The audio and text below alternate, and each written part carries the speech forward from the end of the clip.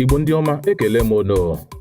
Anyị alọghachila n'izu ụka a ịkọrọ unu akụkọ ọzọ n'ihe omume ofe ndị Igbo. Ọla mma. Papa. Achọrọ m ka gị na ụmụaka ndị ọzọ gezie ntị nke ọma iji wee mụta ọtụtụ ihe n'uru. Ọ dị mma, papa. N'ime afọ ndị 1960 n'ala Owerri ka otu nwa okorobịa mara mma ile anya bi n'obodo ahụ. Aha nwa okorobịa bụ John Obikwe. O jupụtara na ndụ ma maa mma ile anya. Ọ bụkwa onye nwere nke ịgụ egwu na ịkpọ ụbọ jita. N'ihi nke a, o nweghị ogbe ntụrụndụ n'ala Owerri nke na-amaghị onye ọ bụ. Ọtụtụ ụmụ agbọghọ nọrọ na-esogharị ya n'oge ahụ dịka ijiji n'ihi mma ọ mara na nka ya. John Obikwe nwere ụmụnne ndị nwoke atọ ndị ọzọ. Ya onwe ya bụ nke kacha dị nta n'ime ha.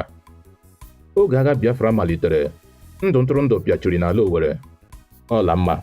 Ị nụla egwu ahụ? Edi Quansa o bio bio. Ee, papa.